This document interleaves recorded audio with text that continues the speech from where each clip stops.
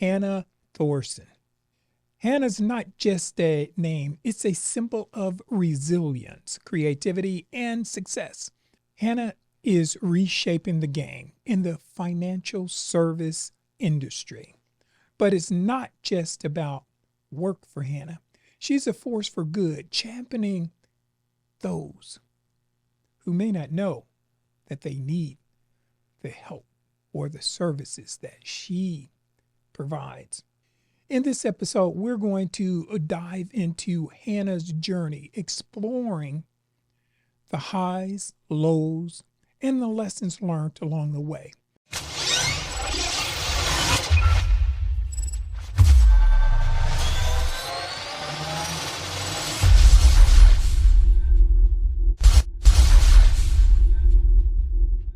Hannah, thank you Hello, for hello. joining us.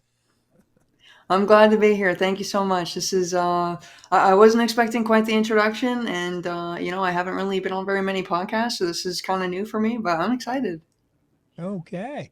Well, Hannah, what we always like to do here on Living the Dream is we do the monologue, but we always like to ask our guest, tell us about yourself. Oh, where should I start? um, hmm. Well, I've always been a dreamer, and I kind of like that you use that as your beginning, intro. Because yeah, I resonate with being a dreamer. I'd say I've actually found my purpose back in sixth grade. I didn't really, before sixth grade, I was kind of all over the place. Didn't really know what I wanted to be in life.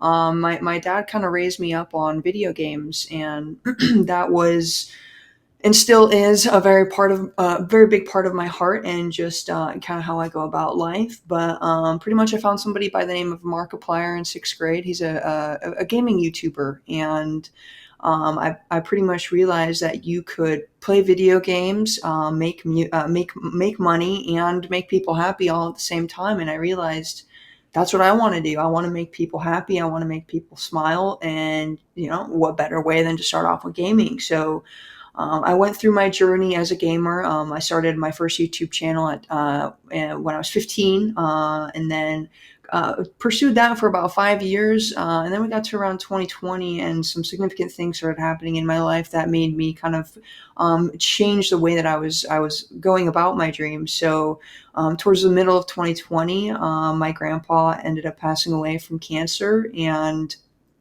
I wasn't really close with a lot of my outside family just because my dad's Swedish and my mom is Polish, and just a lot of our outside family either didn't live here or they were much older and had already passed away.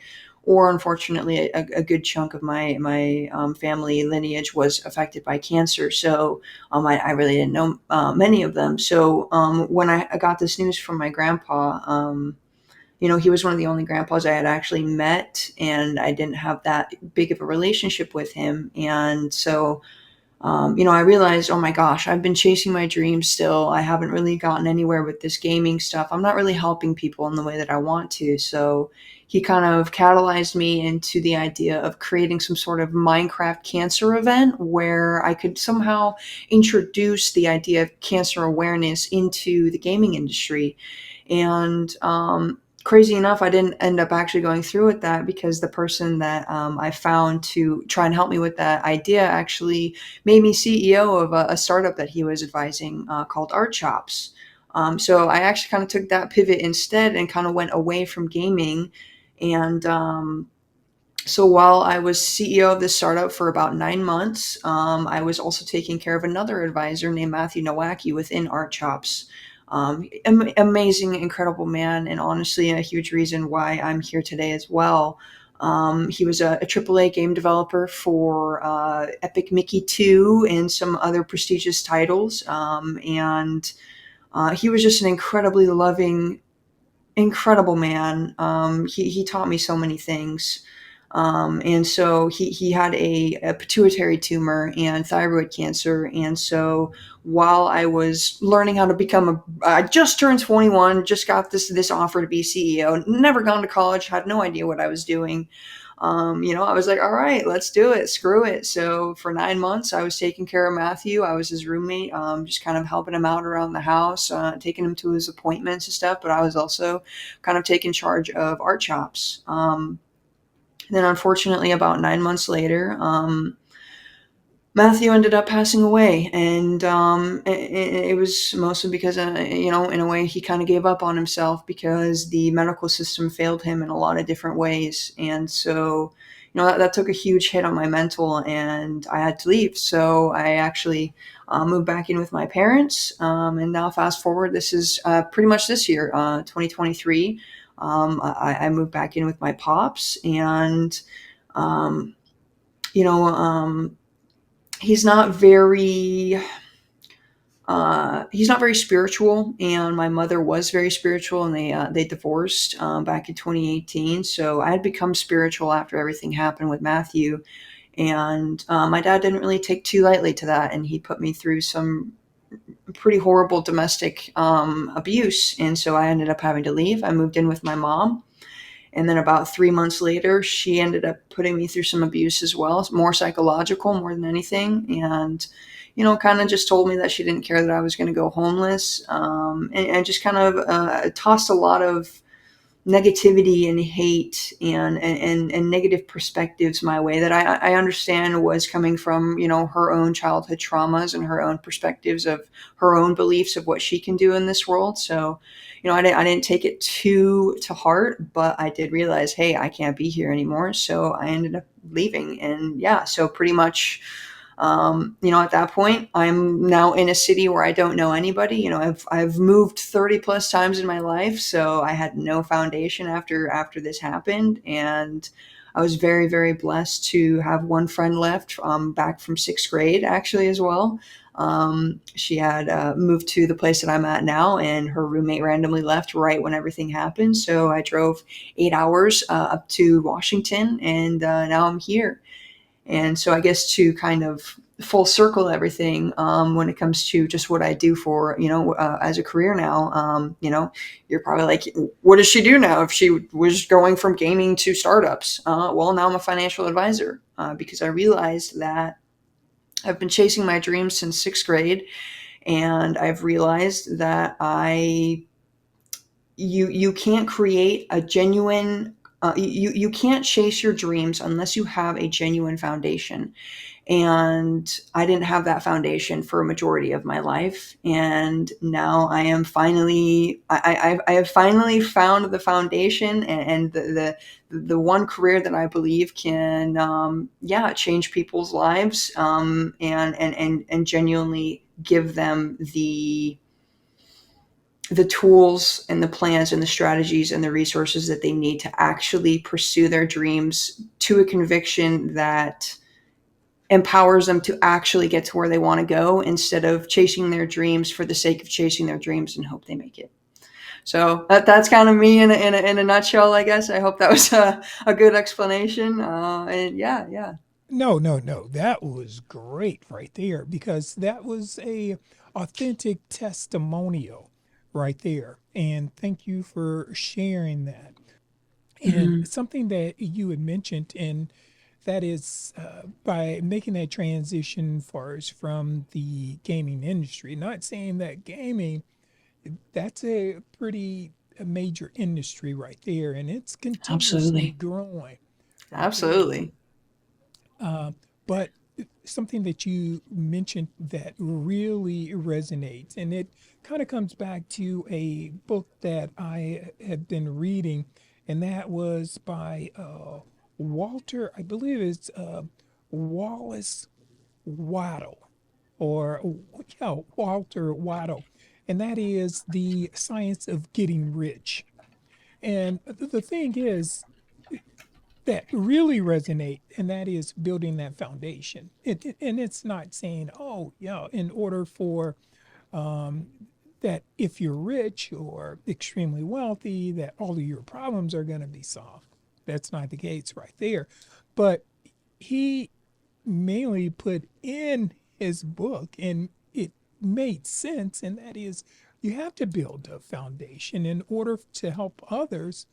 If you're drowning and you have to save yourself, then often everybody can equate to this right here or relate to this right here, and that is when you're on an airplane and when they hit that turbulence or they may be going down and the mask drop, what do they say? Put yours Put your on mask on first, first. because you Yep. can't help anybody if you pass out. So, with that being said, let's go to the foundation, because you experienced some pretty tragic stuff far as for a young person far as starting out. And you started a foundation far as a result of your grandfather, your grandparent. Tell us how that worked out. Far as was there any challenges that you faced, far as when you were creating this foundation, or Yeah, I'm assuming you're referring to when everything happened with my grandpa and I kind of made that switch. yes? Yeah, so um, that's a good question. I would say I was very blessed because the year prior I had actually pretty much I had no idea the power of LinkedIn, and I thought that it was pretty much just a platform where you could go and job search and whatnot, and so I didn't put too much into it. But the year prior I had actually pretty much I was like I went on a whim. I was like I don't have a huge extensive network and I want to get into gaming. I don't know how, so I'm just going to go on LinkedIn. I'm going to type in video games in the search bar and I'm just going to spam connect with every single person that's in the gaming industry and just hope someone connects back. And a lot of people connected back. And then I kind of made the mistake of I've never networked before, and I knew I had a dream, I knew I had a vision, I knew I had a story, and so on top of connecting with all these people, I also pretty much sent them like six like scroll novel paragraphs on like who I am and why I'm there and what I'm trying to do, and obviously that led to a lot of just being left on red. But yeah, pretty much because of that initial foundation that I had created on LinkedIn through there, then when everything happened with my grandpa, I was able to just go on my LinkedIn and pretty much be like, hey, I'm looking to see if there's anybody that's in Minecraft or in that space that could be able to help me kind of craft some sort of event. And then I got connected with somebody in Australia by the name of Graham Haunt, and he is actually pretty much my life mentor to this day. Still, the connection I have with him is unlike any other. I will say he is an incredible influence in my life. But yeah, pretty much I kind of I created the event. I made like a little video of like what I wanted the event to be, and I sent it to Graham, and he absolutely loved it. And he was kind of the first person that ever saw my potential in those regards, and in life. Honestly, there was nobody before Graham that had. Seen my potential, and I had imposter syndrome all the way up to that point. I thought that I was just still some kid that was just trying to make it. There was nothing really special about my content or anything. My grandpa just passed away and I'm just trying to help him out. So that was kind of my viewpoint. But then when I met him, he like completely shifted my perspective, and he was like, oh my gosh, like you're doing all of this stuff, like I'm amazed, like there's almost nobody else out there like you. And I was like, what? So yeah, I'd say the reason why I didn't fully go through with that was because I wanted to help Graham more with art chops. But I will tell you this: my visions and my dreams of what I want to do in this world have not been hindered at all. And so when it comes to gaming and that event, I actually still want to hold it. I still want to create it, and I still think that I can. So if anything, that's a foundation that I still want to eventually create in the future. No, that's great right there. I know we had connected first on Alignable. Uh, Yeah. and one of the things in hearing your story, because we do the discovery calls right there, and one of the things that really amazed me about you, and that was that you took the leap of faith right there, and you had a lot of storms in your life, but you've taken the leap of faith. And there's the thing is that sometimes you jump without a parachute, but it seems like you started working on building your parachute as you're kind of like coming down. Yeah, So, I'm like crafting it while I'm falling. but that's the power of a dream, because a dream is a dream until you take action, and then that dream becomes vision and it becomes a reality. It's not like in the movies where all of a sudden, just as you're halfway down, the chute pops up and the sun comes up and here's some horse and you're off Right. into the sunset. It's always a work in progress, and that's one of the things I really enjoy hearing those stories, far as people begin to consistently evolve right there. Now, let's turn in towards the financial services. Now, you told us about your mentor who was in the gaming, helped you as far as in the gaming space. Mhm. Now, how did you come about financial services, get into that space? Yeah, so I kind of got into it a little untraditionally, I'd say. So while I was doing my transition, I guess from leaving art shops and trying to find something new to pursue, I actually wanted to create my own SMMA called the Creative Movement, and I still actually also want to create that as well. But that was going to be basically I wanted to travel America and meet other entrepreneurs that are purpose driven and pretty much just highlight their passions to the world, highlight everything that they're doing, because I genuinely believe that passion is purpose, purpose is passion. I'm still kind of learning, I'm still evolving with that mentality. So maybe there are multiple purposes to one's life, and I'm open to that perspective. But yeah, so I was pursuing this new SMMA, and I had no idea how to start. So I actually went on to Bumble Biz.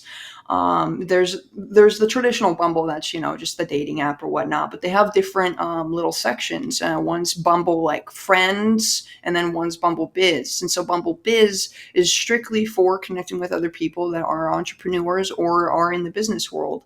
So, I was kind of looking for people to join me with the creative movement, and I stumbled upon someone by the name of George. And George was in the financial industry with Virtuity Financial Partners. And so he was more intrigued just with my vision, and because the way that I laid out my Bumble Biz was. I'm a very holistic person, so I like to present myself as people versus product. I don't think that when you go into any kind of network situation or any kind of business situation, I really don't think that you should go product or anything first, because you don't know where you're going to be 10, 20, 30, 40 years from now. And on top of that, you are not your work. You are not your product. You are you. So you should present yourself as you and as your story. So that's kind of how I presented myself on Bumble Biz, and George just really resonated with that, and he resonated with my visions of what I want to do in this world.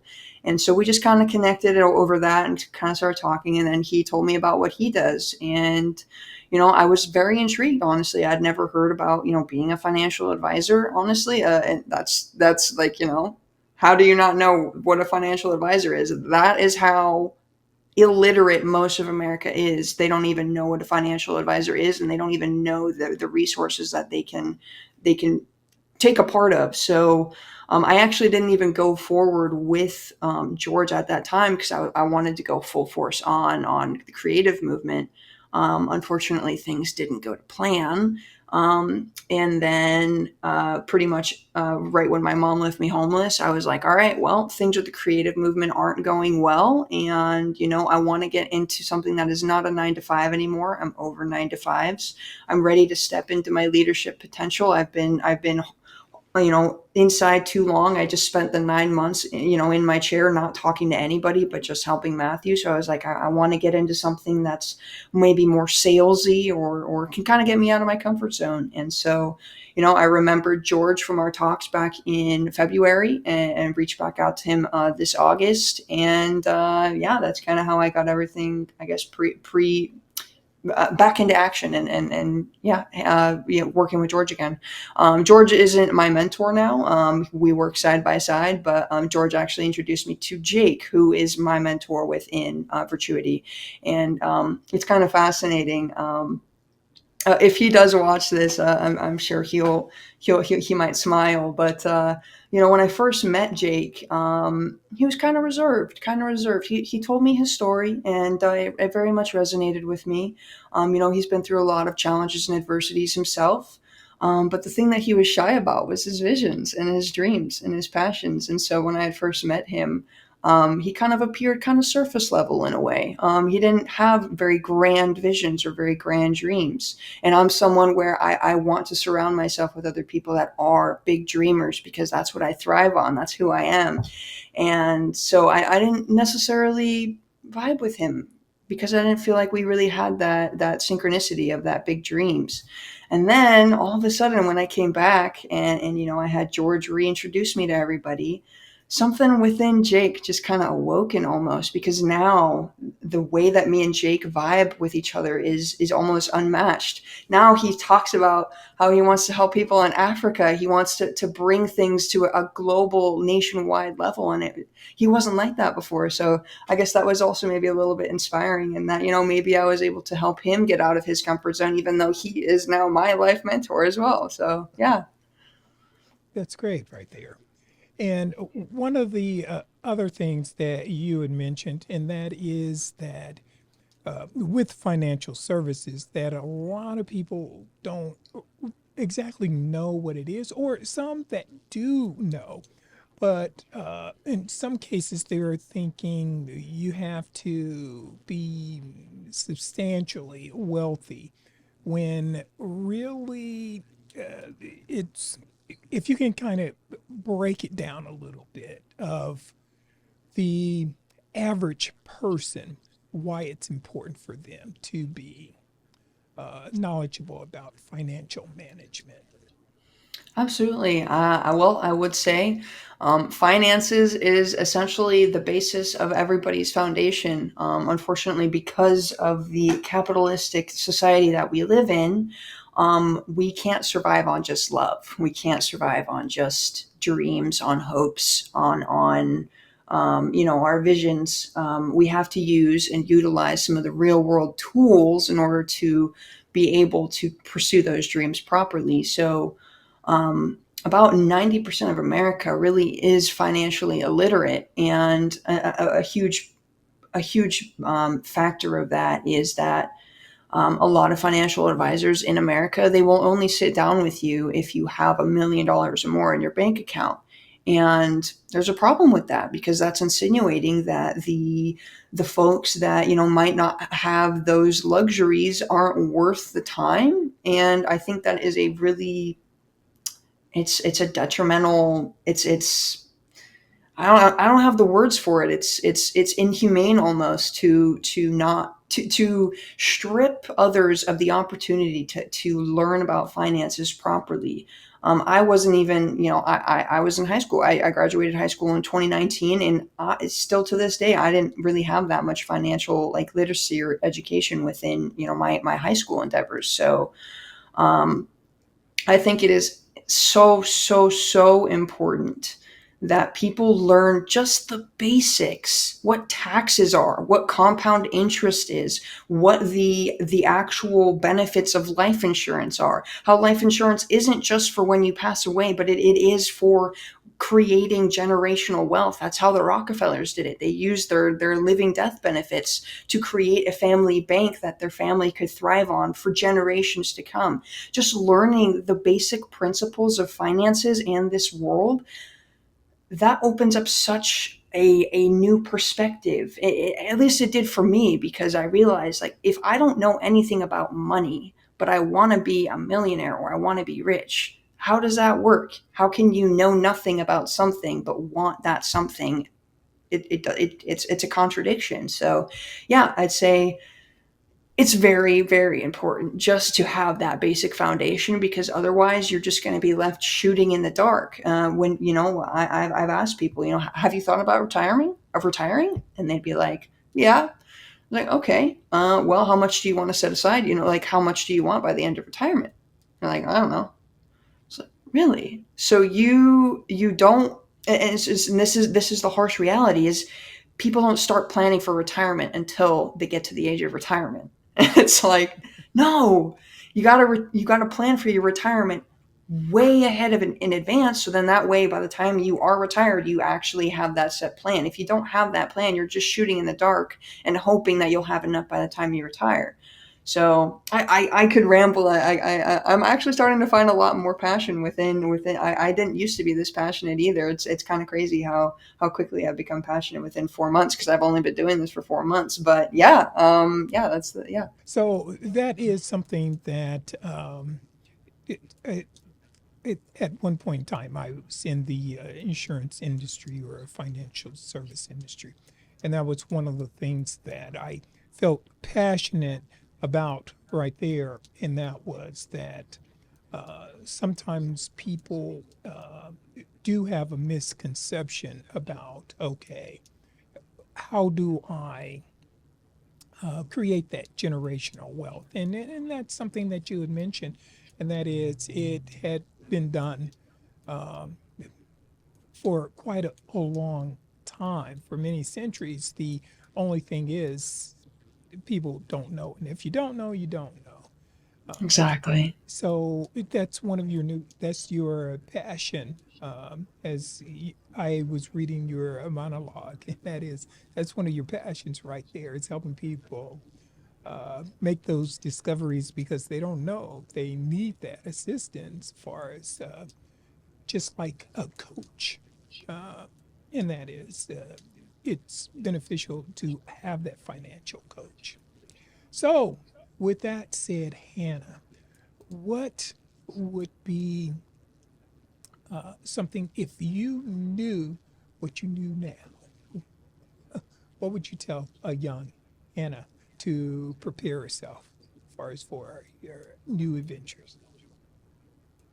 Hmm. I would tell her that faith plus action is what's going to get you to where you want to go. There's a certain amount of belief that you need to hold within yourself when you're chasing your passions and when you're chasing your beliefs, because the only person that's going to believe in you is you. Yes, there are others that are going to believe in you, but they might not be around for that long. And you can't attach to what others think of you, or how they perceive your life or your dreams or your vision, because they're not you. They haven't lived your life. They don't know your dreams. They don't know your beliefs. They don't know your passions. So you must hold your beliefs very close to your heart and know deep down that no matter what anybody says, whether good or bad, you know specifically within yourself why you're doing what you're doing. And you also know within yourself that what you're doing is for a purpose and that you actually can accomplish it. That on top of the action itself. You can't just have the faith. I had that faith all the way since sixth grade.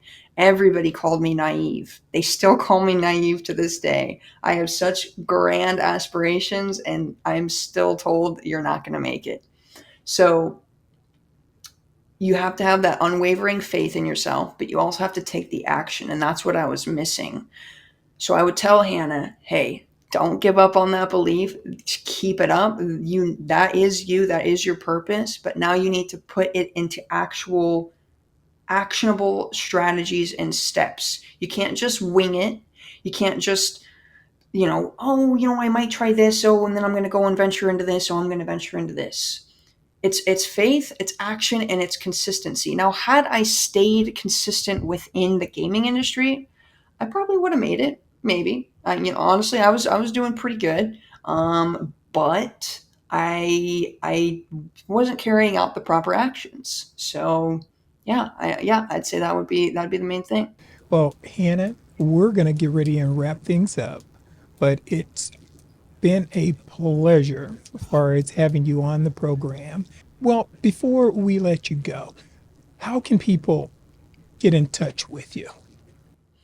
Yeah, I'm pretty much on all socials, LinkedIn, Instagram, YouTube. Just kind of search up my name, Hannah Thorsen. You'll probably find me. I'm pretty high up there on Google. So, yeah. Is there like any like Well, there may be another young person out there, or even an older person, a middle-aged person who probably wanting advice or to find out more about the financial services or about your agency? Yeah. I mean, honestly, just reach out to me. Because we're in finances, we don't like to blanket sweep anybody. We don't want anybody to feel like they are not unique. So typically, I just tell people come directly to me, DM me straight in the DMs. I want to get to know you one-on-one personally. I want to know about your dreams, your goals, and your visions. That is the best way that I'll be able to help you and figure out and strategize a plan for you. I got to know who you are, what you're about, what you're looking for. That way I can back engineer that plan for you and make it so we can actually make those dreams come to fruition. Okay. And you are on the West Coast. Yes. Okay. And are you writing any books here? Or you have quite a story. Well, it's funny you asked that. I do have plans on making a book. I'm very much into cinematography. I just love like videos and stuff. So I think I'm going to make a documentary, maybe a mini documentary on my life, like maybe a lot more in detail, because there's definitely a lot more to know about me than just what I shared today. But yeah, I'd say I'm gonna make a documentary, and then I plan on making a book as well. I don't know how soon. Maybe in the next, give me 5 years. Well, we'll look out for it. Heck yeah. And again, thank you for sharing your story with us. Thank you so much for having me. This was really amazing, and I'm blessed to be here. So thank you so much for having me. If you enjoyed this video, don't forget to subscribe, give us a thumbs up, and share it with a friend. Your support means the world to us. We'll see you in the next one.